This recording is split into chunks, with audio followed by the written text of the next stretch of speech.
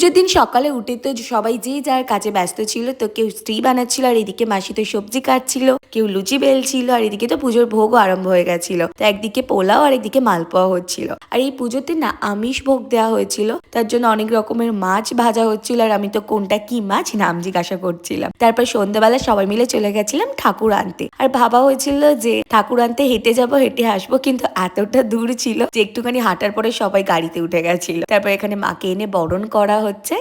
আর এই পুজোটা হচ্ছে মাসিদের মানসিক পুজো, আর এইটা মানে মাসিরা ফার্স্ট টাইমই করছে।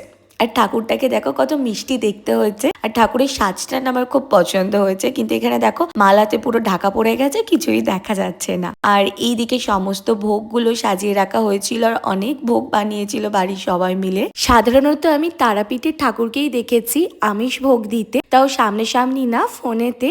তো সামনাসামনি এটা ছিল আমার ফার্স্ট এক্সপিরিয়েন্স। আর গেস্টদের জন্য ননভেজ করা হয়েছিল, কিন্তু ওগুলো সমস্ত কিছু মানে পেঁয়াজ রসুন ছাড়া রান্না করা হয়েছিল। আর পুজোতে আমি এই রেড কালারের শাড়িটা পরেছিলাম, যেটা ছিল আমার মায়ের। তো এখানে দেখো সবাই মিলে বসে গল্প করছিলাম। তো পিছনে দেখো বড় দিদা, মেজো দিদা আর এইদিকে ছোট দিদাও ছিল। তারপরে চলে গেছিলাম একটু ফুচকা খেতে। তো এখানে দই ফুচকা বানাচ্ছিল, আর এদিকে মামা তো বলছিল যে না আমাকে দেখাস না।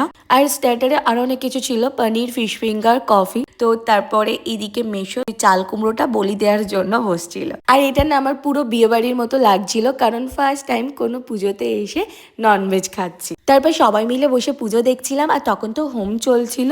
আর এখানে দেখলাম যে হোমের আগুনে পায়েস করা হয়েছে, যেটা আমি ফার্স্ট টাইম দেখেছি। তো পুজো শেষ হতে হতে প্রায় 3টে বেজে গেছিল। তো টাটা বাই, গুড নাইট, দেখা হচ্ছে আবার নেক্সট ভিডিওতে।